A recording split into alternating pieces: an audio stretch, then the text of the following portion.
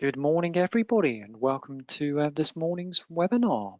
This morning's webinar is Academy's Finance Update, so hopefully you're all in the right place today. Before we get started, just some usual housekeeping points just to go through with you. Hopefully you can all hear me. If you do have any trouble with the audio, you are able to use your telephone, use your mobile and call into here. So please do make a note of the telephone number and the access code on the screen now, just in case the audio does fail. It is one of the more common issues we have with webinars. Hopefully we'll have no trouble with technology today, but it is a live webinar. If we do have any problems, we will send out a recording of the webinar to you, but fingers crossed we all go okay today. You are more than welcome to ask any questions whatsoever. You've got a chat box towards the right-hand side of your screen. Hopefully, just jot down any questions in there and we'll try and answer them at the end. I do struggle to answer the questions during the webinar itself because being a typical bloke, I can't multitask to save my life. So just controlling some slides and speaking is a bit of a challenge for me. But I will try to answer the questions either at the end if we've got any time, or I'll come back to you via email a little bit later. You are more than welcome to send me an email if you want. If you've got any questions at the end of the webinar, my email address is on the screen, and people do often send me an email afterwards with some questions they may have. So you're more than welcome to send me some questions. As I said earlier on, the session will be recorded and we will circulate it alongside the webinar. Now, I'm just going to ask everybody, please can you make sure that they have muted themselves if they are not muted. There's a bit of a feedback coming along. So if you're currently on the screen, please mute yourself so that we don't get any feedback. Thank you. Okay, a little bit about myself. My name's Alex Makinson. I will be your presenter today. One of my areas of expertise is academies. I've been acting for academy schools for a significant number of years, and obviously I'm an expert in the sector. I'm a partner over at Mitchell Charlesworth, and we are one of the UK's leading experts across the sector, and that's one of the reasons why I'm actually here today presenting to you. Now, bear with me a moment. I'm just going to ask my team to try and mute everybody because there is a bit of feedback from one of the delegates today. So, Cara, if you are listening in there, please could you just mute all the delegates? I'll be very grateful. Thank you very much. So, let's get on to the agenda. We've got quite a bit on the agenda to go through. I'm going to keep you for around about 45 minutes. The first thing on the agenda is the new Academy Trust Handbook. We've then got the audit planning to go through. We're going to go on to the Academy's accounts return. Then on to the VAT 1.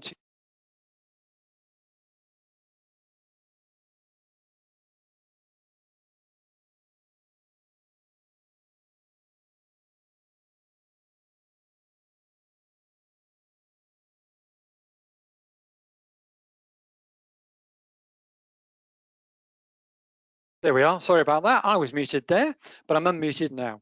Perfect. Okay, so we'll move on to VAT 126 form and registration. Quite a hot topic we'll go through today. And then we'll get on to the summer update and we'll cover all those things that you missed whilst you were on holiday. I do have one thing to tag on in the middle here, which is something that was announced a couple of days ago, which is the energy relief that is available now for schools. And I'll talk a little bit about that right at the very end before we get on to questions. Okay, so let's get started with the new Academy Trust Handbook. It was issued a little bit later this year. There was no reason why. It was just published a little bit later, which is a little bit surprising. But what did it include? Now, before we do, let's just remember and remind ourselves what the handbook is all about. We must comply with it. All Academy Trusts, the condition of their funding agreement is that they must comply with all the rules and regulations set out within the handbook, even if we don't like it, I'm afraid. There are certain things within the handbook that I cannot stand. It's one of those things, but they are the rules, they're the regulations, and you do have to follow them. And us as auditors, we have to make sure that you are following them. Now, I briefly touched on that. One of the things that auditors do have to do, in addition to auditing your financial statements, is they have to check compliance with the handbook each year and report any issues with those compliance to the ESFA, both in the financial statements and in the management letter, and supplementary, there is a report that has to go over to the ESFA. So complying with the handbook obviously is paramount when it comes to how your trust is acting, as well as obviously those accounts and us auditing those accounts as your auditors. The link to the new handbook is on the screen. Even though the link says 2021, it is actually 2022's link, so you can actually follow that. It's just the ESFA haven't updated their link. It does go through to the 2022 handbook there, so you're more than welcome to follow that through. Have a little read of the handbook if you wish. But what are the changes for this year? Well, the first one is not a big surprise, because the budget forecast outturn, we didn't have it last year. We thought it might come back. Well, the handbook stipulates it won't be coming back. It's gone. We're not going to see it again, hopefully. One less thing for us to do, which I think we're all going to be very, very happy about. Now, it doesn't mean that we are left with the budget forecast return. So let's just remind ourselves about the budget forecast return and some of the things that the handbook has said about that return here. It's due in July. I think we all know that. It must be approved by the trustees. So it's not just a matter of your CFO submitting it, the chair submitting it. The trustees should approve the budget forecast return at a meeting prior to its submission.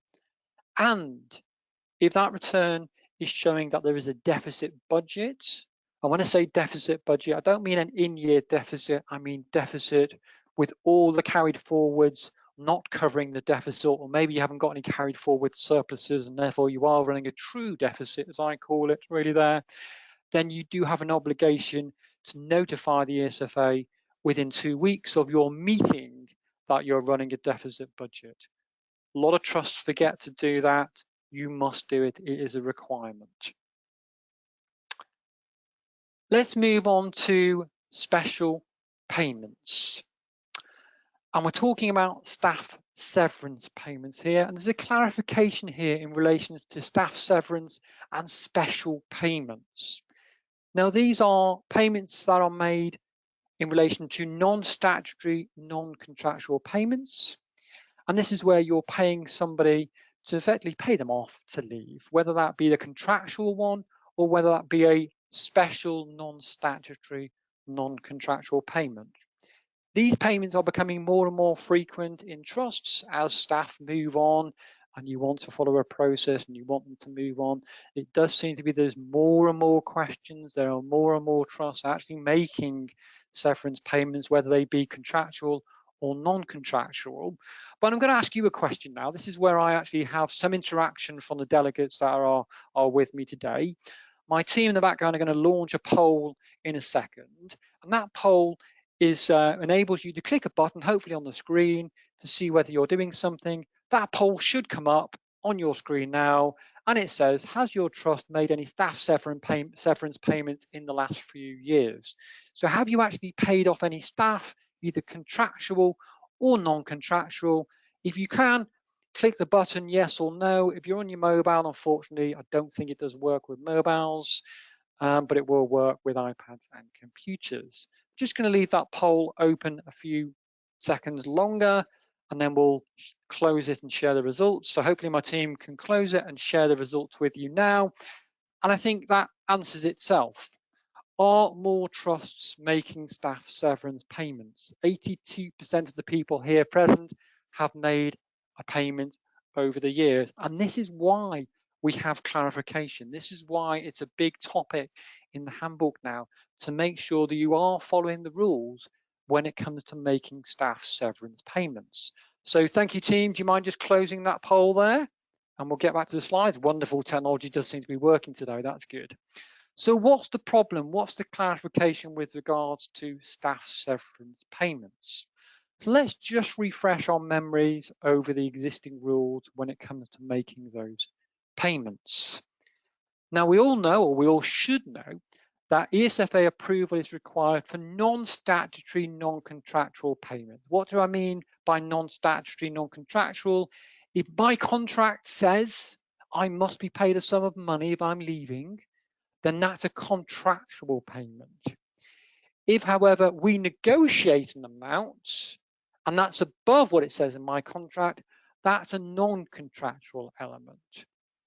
The ESFA require approval for non-contractual payments of £50,000 or more, and the handbook tries to help us out by producing a lovely table. And you can see the table on your screen now. The left column is the contractual payments with some examples. The middle column is the non-contractual, and the right column is answering whether or not ESFA approval is required. So let's go through a little bit of an example here using this table. I'm an employee, I'm negotiating to leave the trust, and in my contract it clearly says I'm owed £60,000, so I would be here. I potentially could be in this middle column, and let's just say I've been offered £30,000 on top, so I've got £90,000 coming my way. Do I require ESFA approval? No. Why? Because my contract says I'm owed 60,000. So even though that 60,000 is above 50,000, the non-contractual bit, the negotiation, the extra bit that I've managed to negotiate or you've offered me is not above 50,000, and therefore ESFA approval would not be required. However, if we take the bottom line, my contract says I'm due 30,000, but I'll only go if I get more. I'll only go if you give me 50,000 on top of that 30, so I'm up to 80,000 now, lucky me, then ESFA approval would be required. You would require approval before making the payment, before agreeing it. And that is where the ESFA want to clarify some things around contractual payments. But we are talking here about special payments. Special payments are actually slightly different to non-contractual payments. And special payments are in relation to high-end employees or higher paid employees. We're normally talking here the CEOs. You can see that the ESFA are starting to see very large payments being made when it comes to these individuals.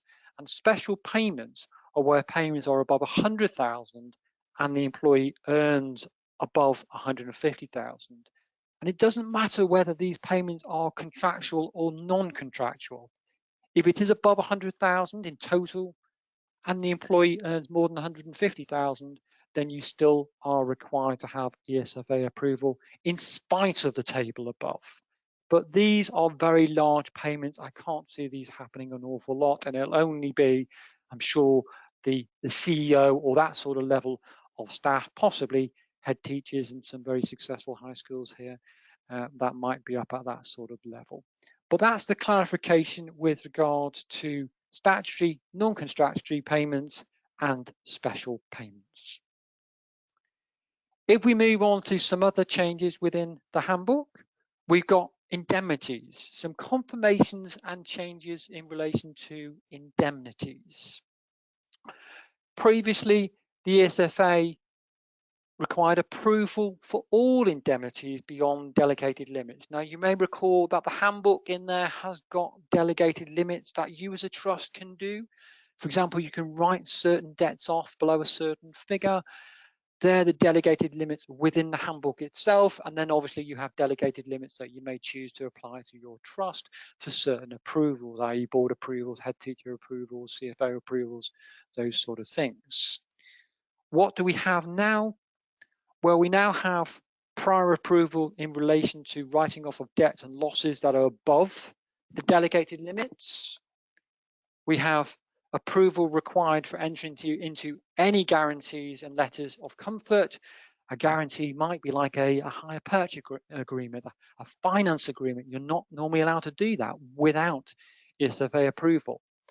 And now indemnities, which are not in the normal course of business, have to require approval rather than the ones that are in or are in the normal course of business. Normal course of business and indemnity and insurance policy. That's a form of an indemnity.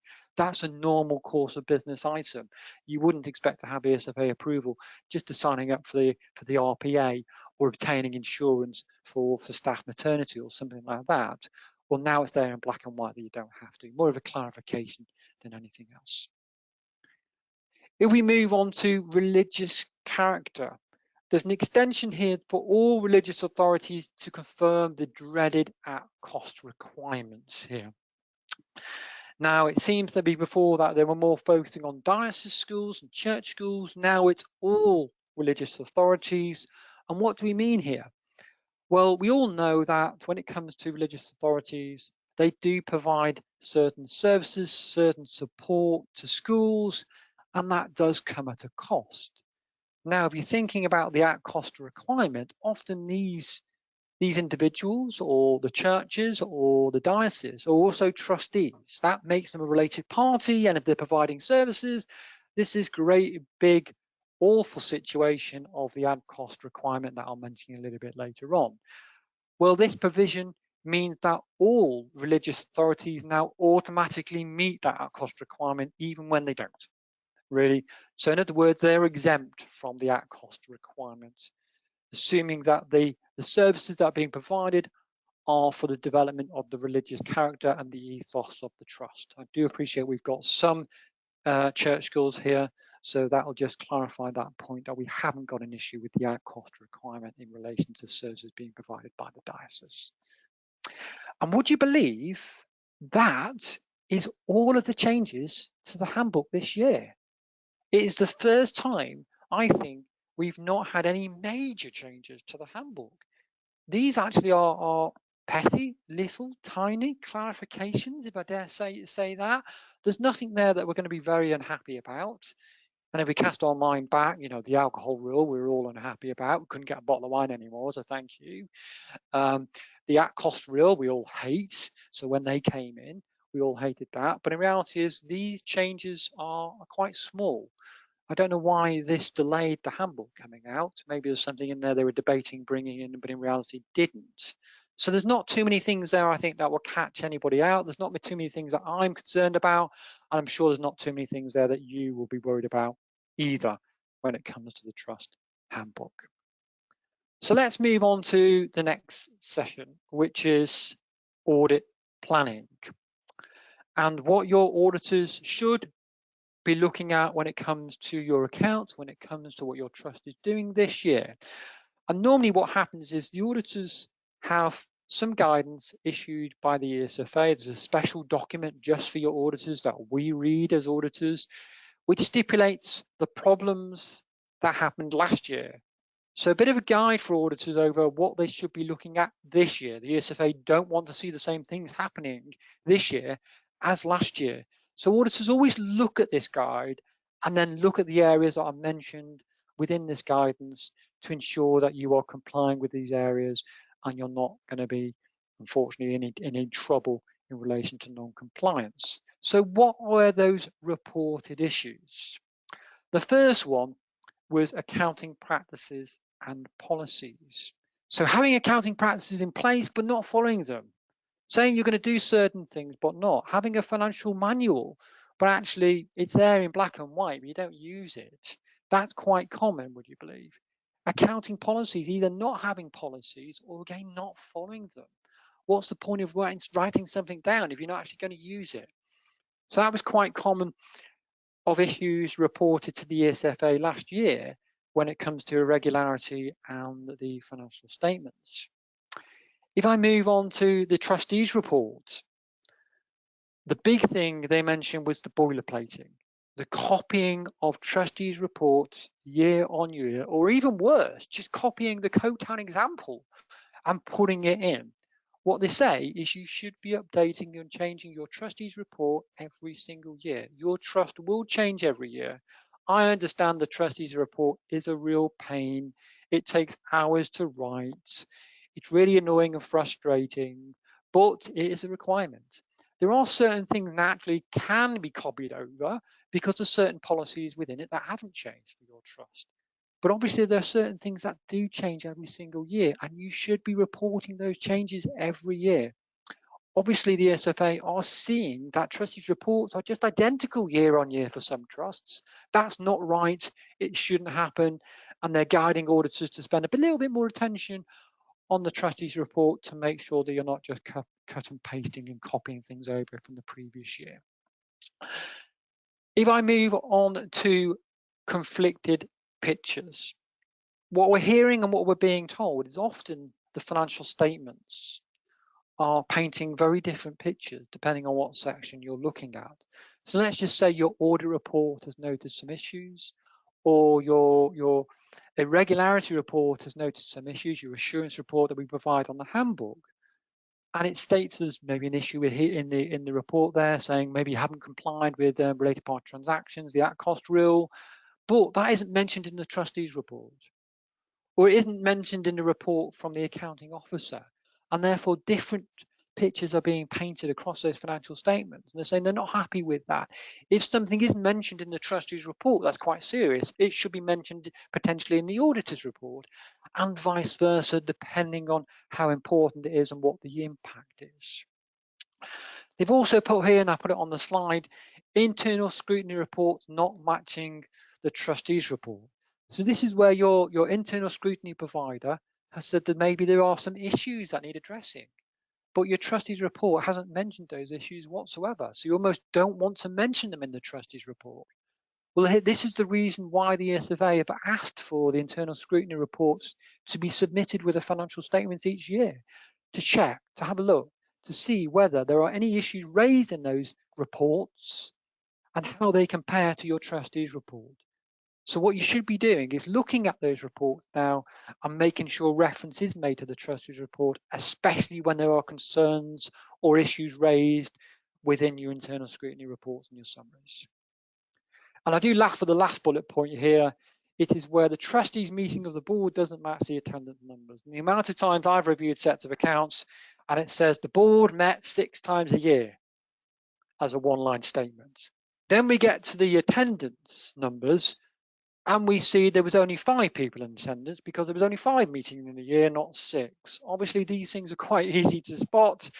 There's quite a few little things being reported to the SFA when it comes to these things. It's not rocket science, obviously, to make sure these things match, but clearly that's a common error that the SFA are seeing. Let's move on. Let's move on to some of the errors and issues reported last year, according to the SFA. So, common errors that auditors are going to be looking at. Within the governance statements, and I've got a subsection within each one of these. So we've got the governance review within the governance statement. The issues here, actions taken to review the effectiveness of the board. There is a requirement here that you should be stating how effective the board is and what actions you've taken to review the effectiveness of that board.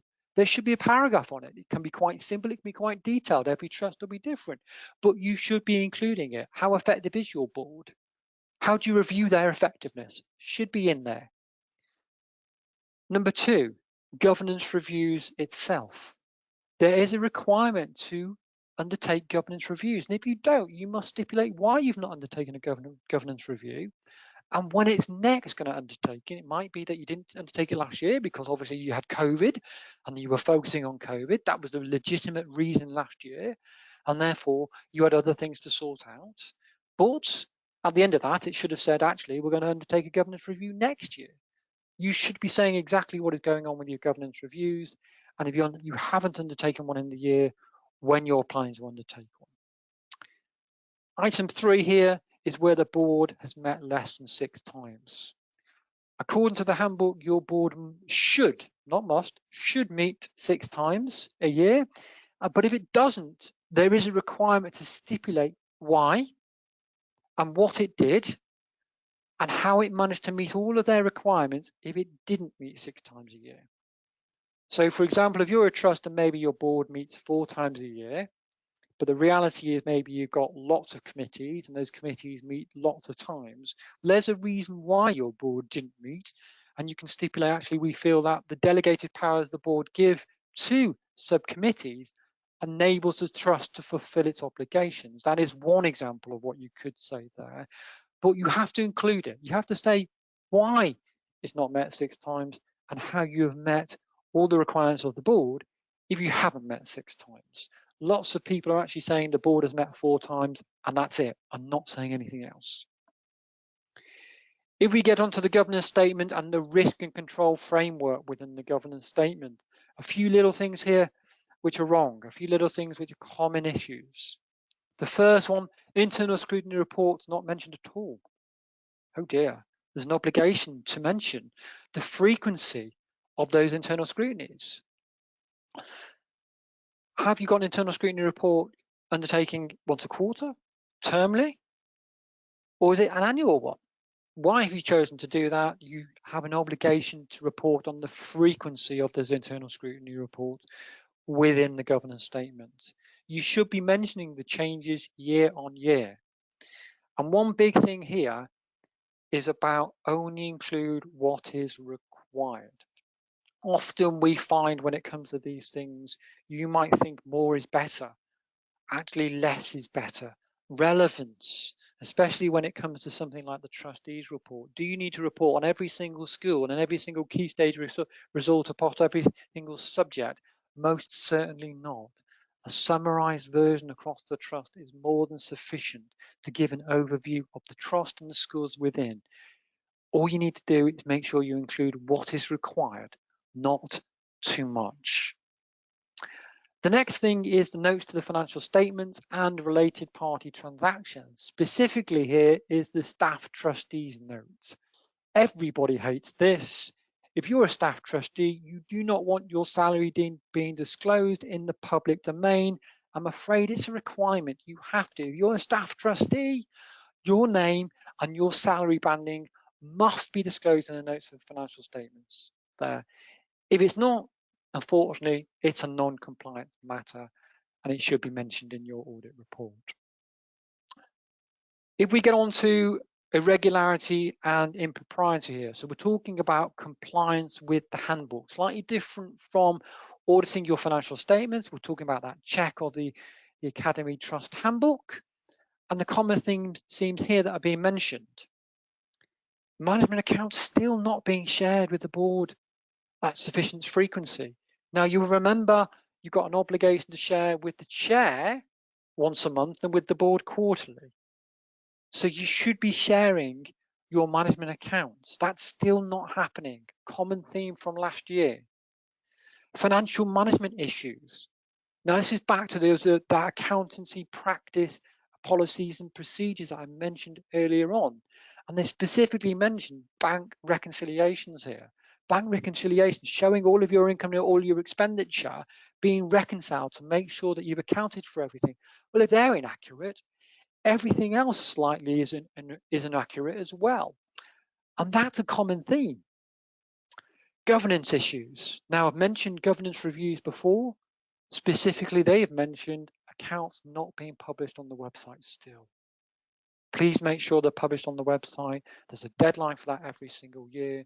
They should be shown. It's a common theme. Check you're up to date. Put a diary reminder that when your accounts are signed off by your auditors, make sure you've got a copy. Make sure it's published on the website. Related party transactions. We are still having issues, unfortunately, with related party transactions and the dreaded at-cost requirements and rules, and we all hate them. I think we all know what they are now, and I will just refresh our memory just very briefly here. These are where a related party, maybe a trustee or a member of the senior leadership team, is providing goods or services to the school, and they can only provide those goods or services at cost, in other words, make no profit, if those services are above £2,500 in a year. So in other words, is I'm an IT consultant and I run an IT firm providing IT equipment to the school, and I'm providing computers to the school. I can only do so at cost. I can't offer a big discount compared to my normal market values. I have to provide them at cost or not at all, assuming that more than £2,500. There are other rules in relation to it, but I won't go into those other rules.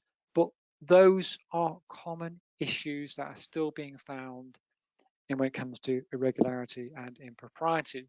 Now, we've got occasional incidences which are being mentioned here, and I did laugh when I read this one. The use of funds for personal benefit. I call that fraud, really. You're using school fund for personal benefit. That's fraud any which way you slice it. It's not your money. So I'm glad it's an occasional incident rather than a common theme there. ESFA approvals. Now, we've got more approvals being mentioned earlier on in my slides. It's really, really hard to make sure that you've applied to the ESFA for all the approvals you need, whether that be above delegated powers, whether it be special items when it comes to write-offs, whether it comes to non-contractual payments, whether it comes to the dreaded related party rules above set limits. There are so many authorization requirements now. It's really, really easy to be caught out by missing one. And that's where you get these occasional instances where actually you do miss one. The next thing is inappropriate authorizations beyond delegate powers. So we've got two lots of delegated powers here. We're talking about the limitations within the trust handbook, i.e. maybe you've written something off and it's above the delegated powers of the handbook, and therefore you should have gone for approval. Therefore, that's an inappropriate authorization in relation to ESFA approval. Or maybe it's to do with your own internal authorizations. In other words, maybe you've got delegated authorizations coming through from the board to the CFO, to the CEOs, straight down to head teachers, and actually they're not being authorized correctly. Maybe a head teacher is signing something off when in reality it should be approved by the board.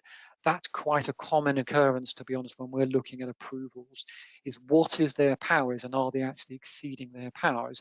Inadvertently, it's still maybe for the purpose of the trust and there are no issues with the transaction, but in reality is they should have got approval from, whether it be the CFO or whether it be the trust. It depends on whatever your scheme of delegation says. Expenditure items are mentioned. Excessive gifts. Gosh, I'm wondering what people are getting if some of those gifts are excessive. Alcohol purchases, still a common thing. It came in a couple of years ago in the handbook. Alcohol purchases are not allowed unless it's for religious reasons. You should not be buying alcohol. Interesting one at the bottom here. Benefit payments above contractual. So we're talking about maybe some benefits being paid to staff or given to staff beyond their contractual requirements. So maybe I'm a member of staff and I have a salary, and maybe my trust is really good and they give me life assurance. Well, that life assurance should be included within my contract and a contractual requirement for my trust to provide it, rather than thank you very much, trust, I really appreciate you providing me with this life assurance. Obviously, I'm not going to mention benefit in kinds on the life assurance and all those sort of things. That's a different issue. But what we're talking about here is benefit payments that are non-contractual being provided and just firming it up that they should always be contractual. And I wanted to mention the at-cost rule again here, because we all hate the related party at-cost rule. And we all know that it shouldn't include an element of profit. However, the ESFA, being what they are, have decided to muddy the waters quite a bit, because when I read these two things below, I just put my head in my hands and went, oh my gosh, it's just going to get even worse, not even better when it comes to the at-cost rules. Because they have said that the at-cost rule must not include an element of profit. However, you can see what's coming now. However, it can include directly attributed materials and labor. Okay, that's fine. I can almost understand that. Directly attributed materials and labor, I mean, I can add that, and therefore, okay, I'm perfectly fine. I can charge a sum of money for that. So let's give a classic example. Let's just say that my company is providing me to a school for the services that I provide. Obviously, the cost for me, for my company, might be nothing because I might not be on a salary. I might be on something like a dividend or something structure. But directly attributable labor can be charged. So my at cost can be higher. It can be higher than nil. There. The second one really, really confused me, which is a proportionment share of fixed or variable overheads. So let's go with an example here. My IT company is providing IT equipment to a school and I'm a trustee of that school. Normally, I'd have to provide that equipment at cost. At cost might be what I bought the computer equipment for, and I'm going to sell it at cost. Now, I can apply a reasonable share of fixed or overhead costs of my company to the at cost to then sell to the school. That's horrendous. How can they be checked? How can that be audited? Obviously, it's very difficult for auditors. I think that's just completely and utterly muddied the whole situation. I'd wish they would rather remove the at cost rule. I do believe it's a sledgehammer to break open a nut here, but that makes it horrible. I think the only caveat to that is, remember, if you are not providing it, you must provide a letter of support there. So I think that letter of support will obviously have to mention there's a share of fixed and overhead variables attributed to the cost there. But that makes it impossible to audit and impossible to check. So lots of muddying of the waters when it comes to the at cost rule. Okay. Let's move on to the Academy Accounts return, the next session. So what's changed in the Academy Accounts return? Well, we've got 16 main changes, and they're all shown on page 4 of the AER 21-22, and I've put a link on the screen to the AER. So what are those changes? What can we see when it comes to the AER? You may not care because you may actually subcontract your AER out to your auditors, to us, or to somebody else. But in reality, is the information within the AER does come from you. It always comes from you. We may collate it, somebody else may collate the AER for you and on your behalf, but you do provide them with all of the information. So let's have a look at what information, what clarifications they've had in relation to the AER. So the first thing is around the outsourcing of the AER. The SFA obviously want to know whether you do it yourself or whether you're outsourcing it to somebody else. Now, I thought they already had that answer by virtue of when we produce it, we have to call it the preparer's authorization, but in reality is they want it via a question now. There's been a lot of updated guidance when it comes to the AER. Normally when the guidance is being updated, it means there's a problem, it means something is going wrong, people are making mistakes, people aren't understanding what is going on across certain sections. So you can see why these things are updated, but what has been updated. We've got quite a few things when it comes to guidance being updated here. I'm not going to go through every single one here, but you can see everything from non-cancelable contracts right through to leases and guidance over what should be included and when. Now, I could probably understand too, the second one there, rates paid by the DFE, because we all know that rates is now being changed. We don't have to obviously obtain money from the DFE to pay it over to the local authority for that 20% shortfall in the rate. Now it's being paid directly from the DFE, so some guidance on that. Obviously, that is useful there. I think item 3 here I'll just pick up on, which was reporting TAs within staff costs. Obviously, it must be that certain trusts or certain producers of the AER are reporting TAs incorrectly, and therefore we've got some extra guidance on where they should be shown within the staff cost note on the AER itself. What else has changed when we come to the AER? Well, we've got new SOFA fields in the AER. In relation to the recovery premium, well, what do we expect? It's new. But also in relation to legal fees on conversion. It's a classic example here in relation to left hand, right hand. We had the Academy Accounts Direction last year telling us that legal fees had to be shown between conversion fees and general legal fees, but the AER didn't allow us to split it. Now we've got that split. Now we've got that split in the AER to do so. So left hand, right hand, AER obviously has followed through this year and mirrors what the financial statements should be showing. We've got some new benchmarking fields for COVID funding for central services. We've got a removal for the boarding section, but I don't think we've got any boarding schools here in relation to the Human Rights Commission. We've got pre-population for the land and buildings table for SATs. There's not many SATs around now. We've got a majority of MATs. We do have still a small number of high schools that are still SATs, but most people are MATs now. And then we got a clarification when it comes to teaching schools being updated to teaching hubs. In other words, bringing hubs into the definition of teaching schools there, just for clarification.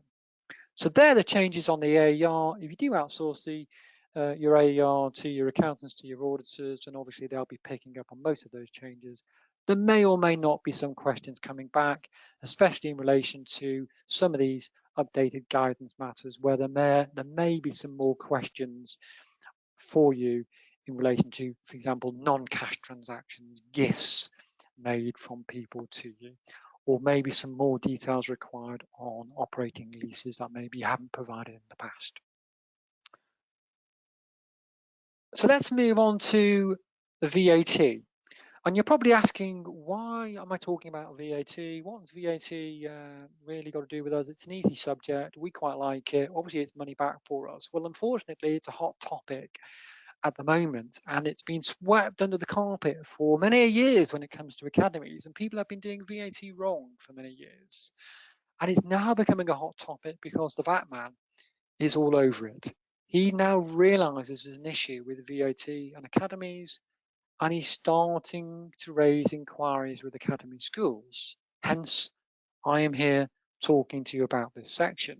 Before I do, I just want to understand how many people we have on the different types of VAT. We all should know there are two types of reclaiming VAT. We've got the Section 126 form, or we've got the form of VAT registration. They're the two options when it comes to repaying or reclaiming VAT rather. My team in the background are just going to launch a poll now where you get to click a button. And if you don't mind, just click on the screen now what your trust uses. It'd be useful understanding where we are, whether we've got lots of trusts still using the form, the Section 126 form, and submitting that to the VAT man, or whether your trust are actually using a formal VAT return and you've registered for VAT and you're using the formal VAT return there. So if you just click the button there, we'll obviously see of the trusts on the webinar today, who is using what. Obviously, it's all confidential. No one can see names here. It just gives us an overview as percentages. So I'm going to ask my team to close that poll down now. And if they can they please share the results? There we go. Okay, so we've got a favour in relation to the Section 126 form. 65% of those people here are using the form, and 35% are VAT returns. I do think as time progresses, as trusts become bigger, the number of trusts that are using the form will drop, and the number of trusts using a form of VAT return will naturally increase. And I'll explain why in a few moments' time. But it is quite interesting because I did suspect quite a few people were still using the form. Obviously, for those that we act as auditors, I know which ones use the form and which ones use a VAT return really here. But it's interesting to see that we still have a vast majority of people using the form. So thank you, team. Can you close that down for me now? Brilliant. And let's get on to why I'm talking about VAT, why I'm talking about the Section 126 form and registration. Well, for those of you that are using the form, you know that it's there to claim VAT as an originator not registered for VAT. So you're not formally registered with the VAT man, but it enables you to reclaim VAT back on all your invoices, all your purchases where there is VAT. But the interesting point is to claim VAT back on non-business activities. That's the important bit, non-business activities. What do you need when you support your claim? Obviously, you know you need your invoice date, the registration details, the VAT amount, the organisation name, and description of the goods. But the interesting thing here is what I mentioned earlier on, the non-business activities. So what are the common trading or business activities that a trust or schools have? Well, there's quite a few of them, really. I'm not going to go through every one here, but there can be everything from the sale of school uniforms to secondment the staff, nurseries, would you believe, all the way through to lettings. And there's lots of things in between there. Now then, these things often have costs associated with them. And those costs often have VAT included. If you're in a 126, however, you should be only claiming VAT back from your educational activities and the import VAT in relation to your educational activities, not import VAT in relation to trading activities. When it comes to registration, I'm going to mention the details around registration, and then I'm going to come back to what I mean about claiming VAT back on your non-educational costs in a few moments' time. I appreciate this could be a little bit complicated here. Now, for VAT registration, trusts must register for VAT if their turnover, their taxable turnover, is more than £85,000 in a year. What do I mean by taxable turnover? Well, if you added up all of the income from all of those trading activities, is it more than £85,000? If it's more than £85,000, then you shouldn't be using the 126. You should be VAT registered. You are obligated to become VAT registered because your taxable turnover is more than £85,000. The one exception is there's one thing in there that actually is called exempt items for VAT. They don't form part of your taxable turnover. If you do have any questions over whether you think your trust is going to be above £85,000, please come back to me.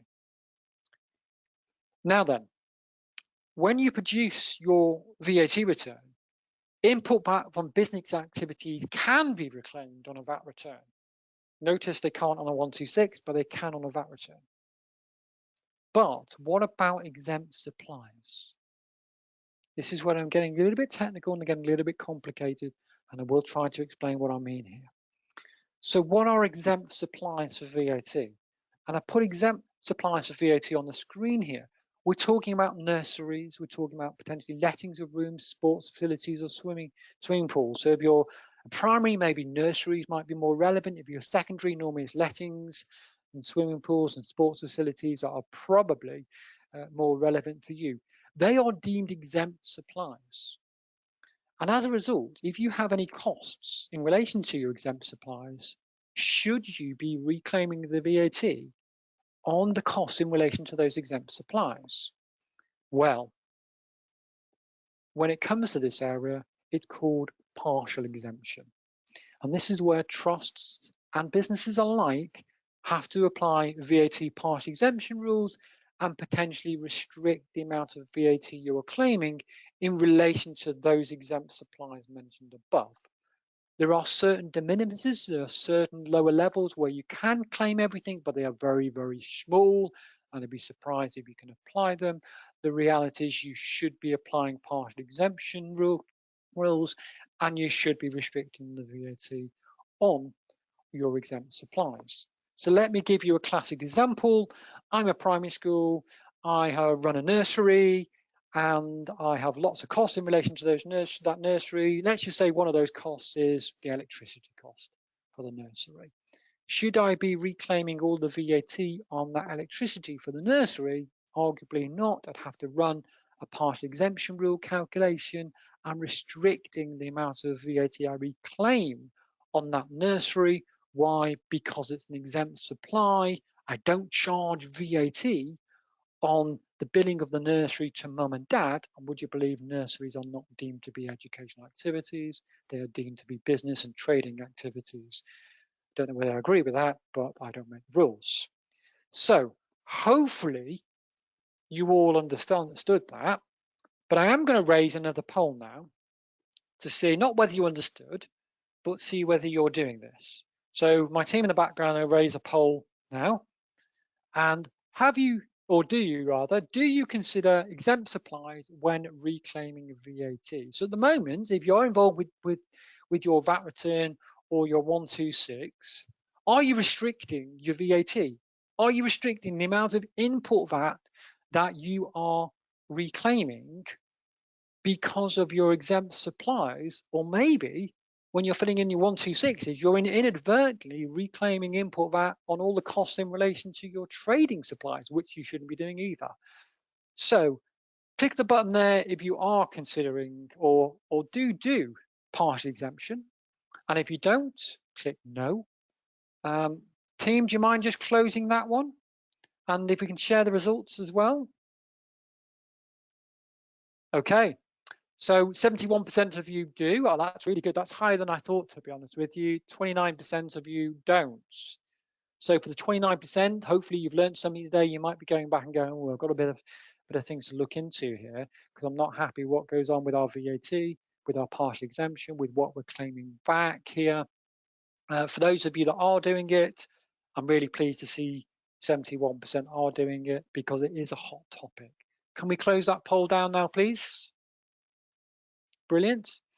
Okay, so the issue we have is if you are inadvertently reclaiming import VAT back, you've not considered partial exemption, or you've inadvertently reclaimed import VAT in relation to trading activities on a 126 form, you could get a nasty VAT bill. You could get some penalties and interest charged in the future. This is where the VAT man is coming and addressing at the moment. This is where it's a hot topic. This is where we've got some things coming forward, and this is why I wanted to bring it up. Okay, let's move on to the summer update, and I'm going to try and whiz through this. I appreciate time is moving on here. Summer update, all the things we missed when we were enjoying ourselves, when we were on holiday over the summer, that came out over the summer that we may have not picked up on. So the Land and Building Collection Tool goes live on the 4th of October. That's been delayed again this year. What's new? It did make me chuckle when I read this. Information on non-land and building leases. Now, let me just remind myself, this is a Land and Building Collection Tool, and now they're asking for information not on land and buildings. Maybe we should be renaming this Land, Building and Everything Else Collection Tool now. Now, what they're after is leases that are non-land and buildings split between a number of categories, and I've listed the categories here. Everything from IT equipment, if you sort of have an operating lease for IT equipment, through to catering. There are some more details required if you do lease vehicles, or you have other leases. Maybe you've got static things going on at your premises there. You've got like a static caravan type thing for your classrooms. Obviously, there's more details required on those items because they don't fall within the above categories. We've got some new questions when it comes to occupancy types on the collection tool. They want to know how you're occupying your land and building.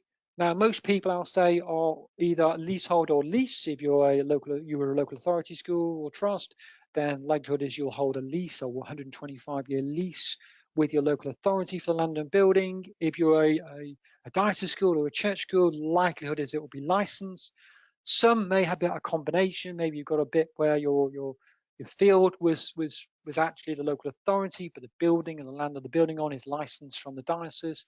But they want to know now. They want to know how it's split and what type you have. Interesting thing for those dioceses that are with us today is your nominated diocesan user. So in other words, if you're in the local area, you've got the Chester diocese will need to approve your return as well. If I move on to the RPA cyber cover, if you've been on one of my webinars before, especially the last 2 webinars, I've mentioned cyber attacks. I've mentioned how common they are now for schools, how schools are often attacked by cyber criminals trying to disable their systems or obtain confidential information.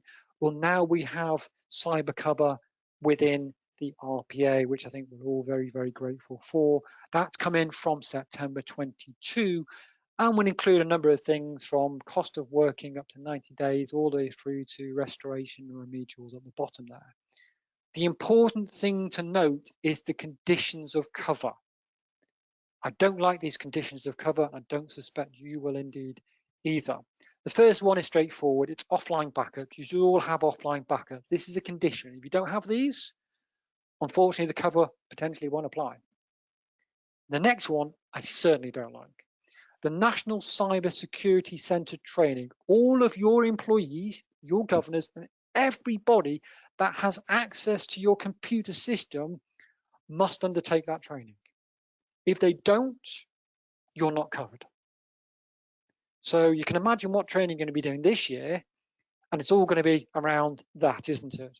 Because naturally, you're going to want the cover that the cyber protection gives within the RPA. But if you don't undertake that training for all employees, for all governors, for all trustees, anybody that has access to your computer system, potentially you're not going to be covered.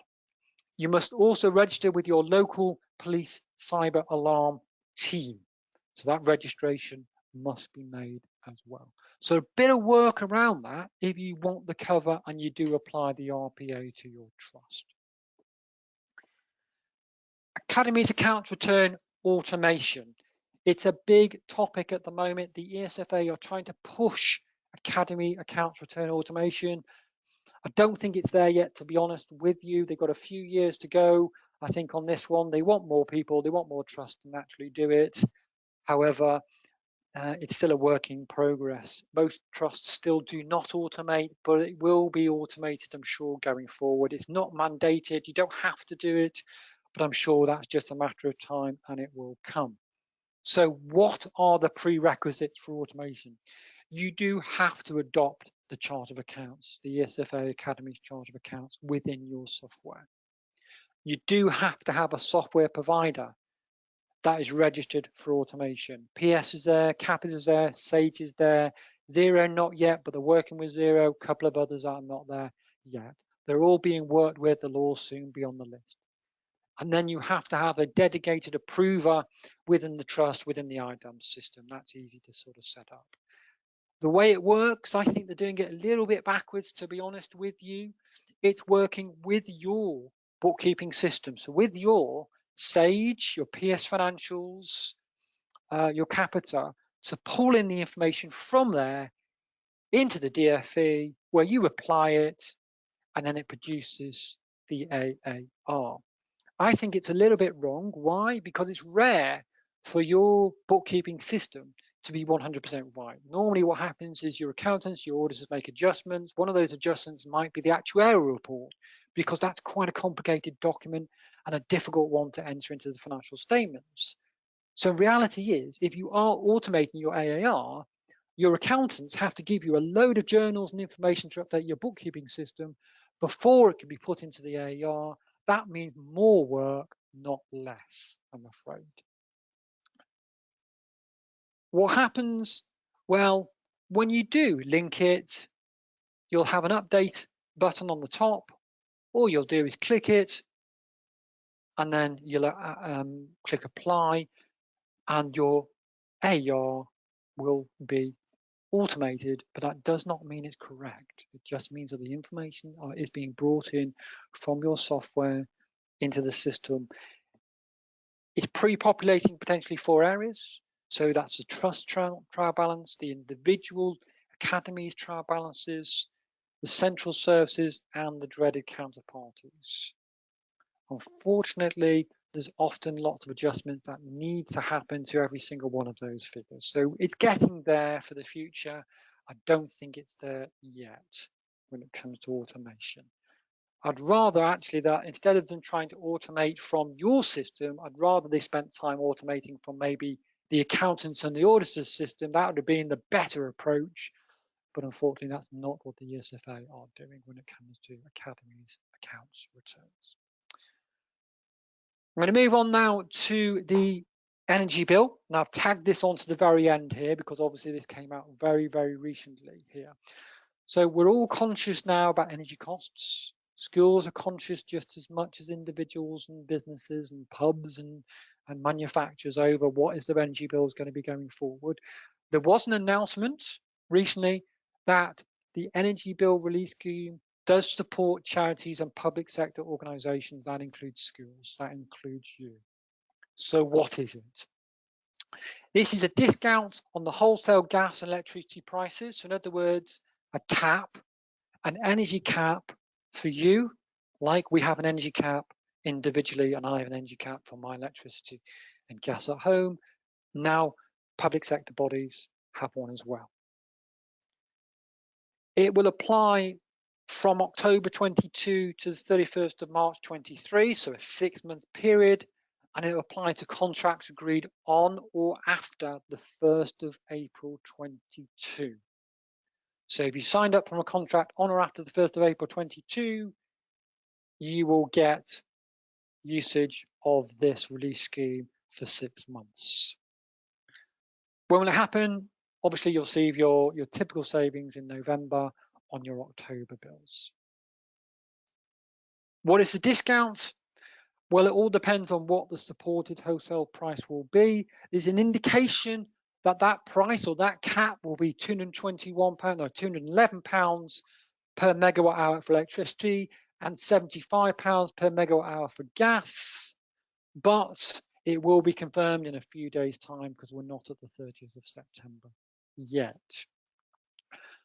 We often get asked, are there various levels of discount? And the answer is yes. The levels of price reduction will depend on your contract type and obviously how much usage. It's a cap on the price per megawatt hour, not a cap on the total amount of electricity and gas. They do give an example. This is not my example. This is their example, would you believe, for a school. And it's quite a complicated example. They could have made this very, very easy, to be honest with you. The school has a fixed contract in July and is currently paying around about £10,000 for its electricity and gas, and their contracted price is more than the current cap. It doesn't tell us what our contracted price is. It would be nice if they told us what it was in this example. All they're saying it is above the contracted supported wholesale price. And what they're saying is there would be a discount. So in this example, there would be a discount. It would equate to a certain percentage. And for a school that was paying £10,000, in this example, using that amount of electricity and gas, would have a 40% discount on their bills. This should be applied automatically by your suppliers. I'm not convinced they will. You will have to check that they are doing so. The big question we have around here is what happens after 6 months? There has been suggestions that it will be targeted after 6 months, but targeted where? We don't know. I suspect it will not be targeted to schools and charities after 6 months. Oh, well, that was just over an hour. Forgive me there. I'm often known for overrunning, so it was an hour and 2 minutes. I've got a couple of questions come through. I'm just going to answer them whilst I can, if that's okay. So there's not many, so hopefully I won't keep you long here. So the first one is around about VAT. It's about VAT. So our trust has a number of nurseries, so it must be a primary trust. And we've always claimed all of our input VAT in relation to our nurseries. Is that incorrect? The answer is potentially yes. If you've got input VAT in relation to your nurseries and your nurseries are exempt suppliers, then you should not be reclaiming all of your input VAT. And depending on which scheme, you should either be claiming none or just some, really. Second question I've got is in relation to the energy cap. We've entered into a fixed contract in March 22. Will we still get the energy discount? If you entered into a contract prior to April, then the answer to that will probably be not. And the reason for that is you probably get a good price. It's probably lower than the supported wholesale price. So I don't think you'll lose out, but equally, there won't be any discounts for you. You may just want to check your rates there. Given that we are sort of an hour and 3, an hour and 4 minutes in, all I will say is thank you all for attending. I hope you got something out of that webinar. If you do have any questions, any feedback, please let us know. You are more than welcome to send me an email at any point in time. And it's always a pleasure, and I'll see you on the next one. Many thanks. Have a nice day.